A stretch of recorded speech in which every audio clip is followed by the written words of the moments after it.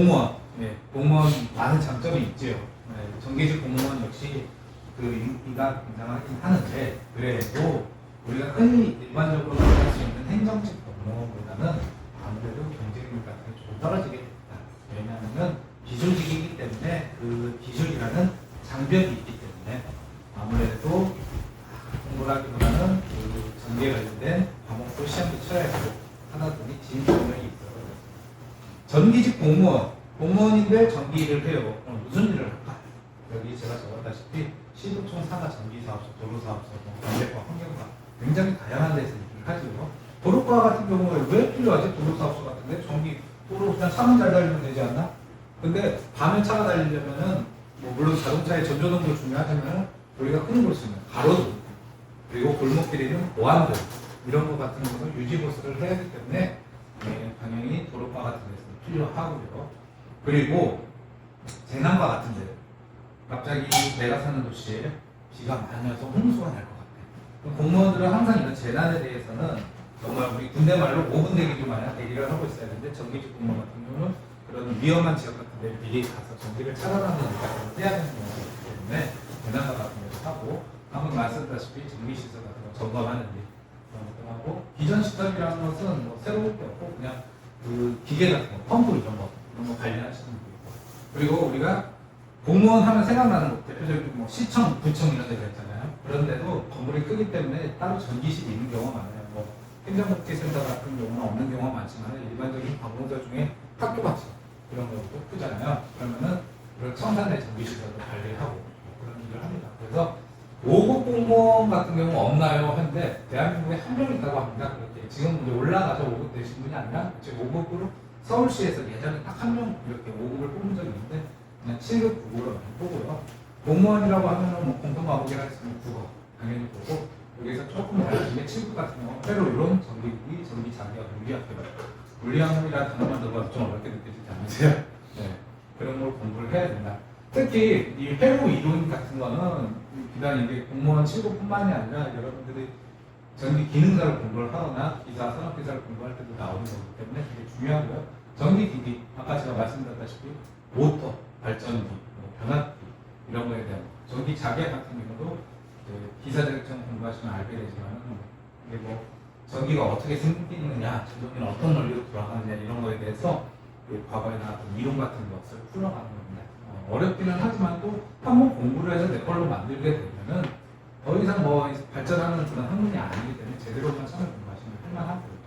그리고 구급 같은 경우는 상대적으로 이제 조금 그 세부 과목이 줄어들게 되죠. 영어, 한국사 같은 일반 행정직에서 볼 수 있는 것 외에 전기 이론, 뭐 회로도 들어갈 수 있을 수도 있고 전기 자기학도 들을 수 있고 뭉뚱그려 가고 그냥 전기 이론이라는 과목, 전기 기기 이건 여전히 똑같이 배운다 이렇게 보시면 되고요. 제가 이제 관련도에 그 공무원 경쟁률을 좀 찾아봤어요. 그래서 일반 행정직 같은 경우로 비교를 해보시면은 지금 수치가 잘 보이지 모르겠는데 77.6대 1 정도잖아요. 그러면 전기직, 기술직 보면은 이거 같은 경우는 31대 1. 네, 그러니까 일반 행정직보다는 확실히 경쟁률이 낮습니다. 그리고 거기까지 뽑는 사람이 굉장히 적냐? 꼭 그런 것도 아니에요. 왜냐면 뭐 일반 기계 되고 싶으면 뽑을 때 전기는 40명 뽑고 화공 이 전화기 중에 그래도 중간에 가죠. 화공은 딱 10명 뽑습니다. 제가 생각해도 화공직 공무원이 할 일이 있나? 전기 쪽은 확실히 할 일이 있겠어요. 기계 쪽도 할 일이 있겠어요. 화공직이 뭔가 하는 게 있습니다. 이렇게 뽑는 거. 그리고 뭐 이거 토목 같은 경우도 굉장히 좀 많이 뽑는 쪽에 있죠. 네. 그래서 기술 직군 중에서는 중간 정도의 경쟁력을 갖고 있고 합격성 같은 경우는 그게 이제 점수인데 조금 높은 편에 들기는 해요. 85점을 넘겨야 합격한다고 화공직 같은 경우 87점, 그러면 건축 이런 건 77점으로 그래도 행정직보다는 조금 낮은 수준이다. 예전에는 이제 기능직이라고 해가지고 전기를 이제 10급 막 그렇게 뽑았는데 지금 그런 게 폐지가 돼가지고 7급이나 9급 이렇게 뽑을 수 있습니다. 저는 사실 공무원 시험을 태어나서 준비를 해본 적이 없어서 이거에 설명이 조금 막히는 있는데 다들 그렇듯 이렇게 이제 필기 시험 이렇게 아까 말씀드린 과목에서 시간 정해서 이제 그 점수만 넘겨서 합격하고 나면은 인성 검사는 하는 경우도 있고 없는 경우도 있지만 인성 검사에서 통과하게 되면 이 제3, 4차 시험이 결국 면접 시험이라고 하고 뭐 친구 중에 이제 공무원 준비하는 애들 예를 들면 1차 시험에서 턱걸이가 아니고 어느 정도 이제 합격선에 들었다 싶으면 면접 시험이 그렇게 어렵지 않다. 정말 가서 면접관들 앞에서 이상한 이야기 하거나 이상한 행동만 하지 않으면 합격을 거의 시켜준다. 다만 턱걸이일 경우는 좀 불안하다.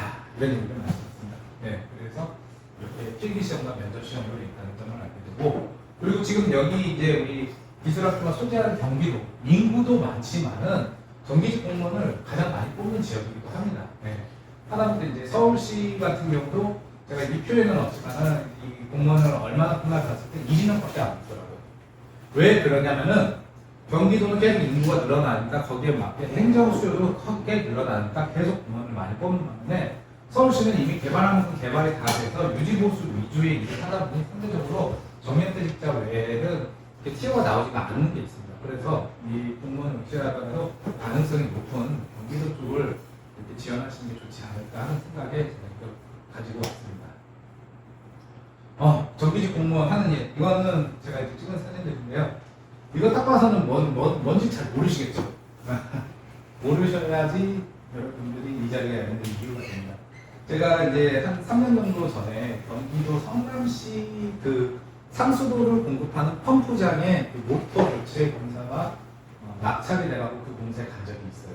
근데 경기도 성남시 물을 먹기 위해 펌프가 어딨냐? 한강물을 퍼오는데 서울 송파구 풍락동이라고 하는 곳이 있어요. 거기에 상수도 이 펌프장이 있어서 거기 가서 찍었는데 큰 모니터. 이게 뭐냐면은 결국 이제 각 펌프에서 물을 얼마나 퍼오고 지금 빨간 물은 지금 퍼오지 않고 있고 녹색 물은 원활하게 퍼오고 있다 해서 이렇게 해서 끌고 가서 성남 저기 가천대 그리고 동서울대 사이에 복종 정수장이라는 곳이 있습니다. 이 풍락동 그 펌프장으로부터 11km 정도 떨어진 곳에 물을 뿜어 올려갖고 걸로 보내고 정수장에서는 오염된 물을 우리가 쓸 수 있는 그런 정수 작업을 하거든요. 거기까지 이제 이 관로가 어떻게 잘 되고 있나 원활하게 되나 이런 것을 한눈에 볼 수 있게 대시보 도화를 한 겁니다. 여기에 보면은 이제 전기 관련 용어들도 있지만 주로 수량에 대한 여기 뭐 A 써 있다고 해갖고 이게 뭐 전류 암페아다 하는 게 아니라 그 물에 대해서도 암페아 개념을 쓰더라고요. 그래서 이런 얘기 같은 게 있고 이걸 보고 그 펌프가 이렇게 생겼습니다. 이게 펌프가 엄청 커요. 한 2.5톤 트럭 같은 경우가 딱 이렇게 앉아져 있는 느낌. 그렇게 6대가 있습니다. 이 6대의 펌프를 이용해서 95만 성남시민한테 물을 공급한다고 볼 수 있죠. 근데 또 세부적으로 들어가면은 풍락동 정수장 말고 이제 상권공사에서도 나눠서 하긴 하는데 여튼 이렇게 이제 시민들에게 물을 공급하는 펌프가 큰게 바로 한강대학교 있고요. 거기 이제 전기실 들어가는 게 있고 뭔가 릴레이 패널들이 있습니다. 그리고 이 도로에서도 가로등도 이렇게 당연히 전기가 쓰이기는 하지만은 의외로 또 전기를 많이 쓰는 곳이 바로 터널입니다. 터널.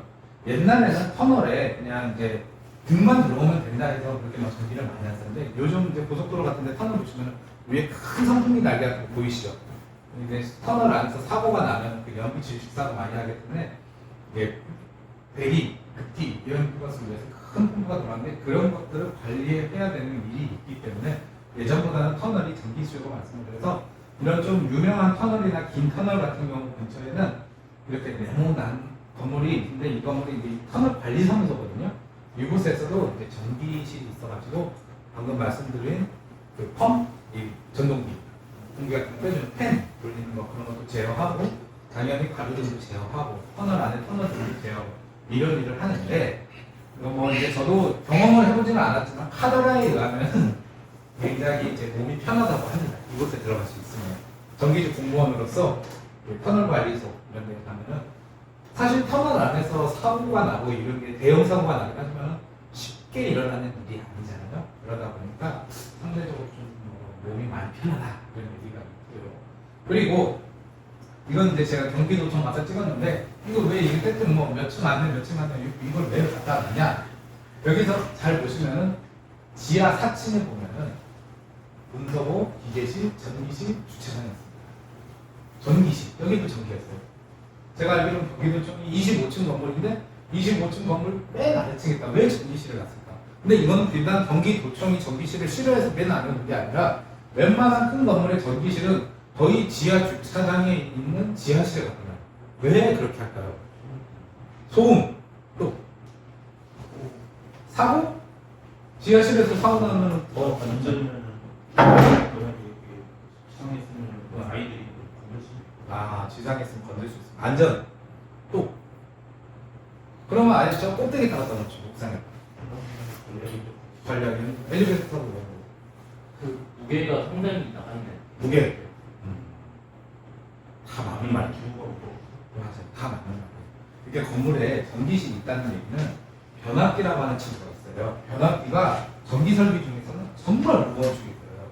지금 여기 교수님이 강의하시려고 나중에 끝나면 보세요. 이것도 조그마한 변압기인데도 이게 남자가 혼자 들기에는 운동돼요.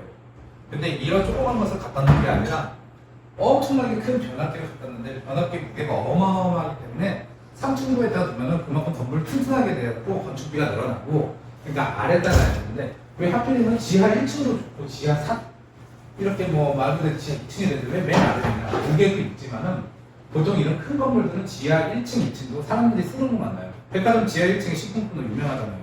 거기에다가 솔직히 말해서 돈도 안 벌리는 전기실을 갖다 놓기는 아깝죠. 건물주 입장에서. 그리고 소음도 있고 이 변압기가 있는 전기실 같은 경우는 우 하는데 60Hz의 그 설실 떨리는 소리가 뭐 듣다 보면 익숙해질만한 좀 오사오사 하는 사람들도 있다 그러더라고요.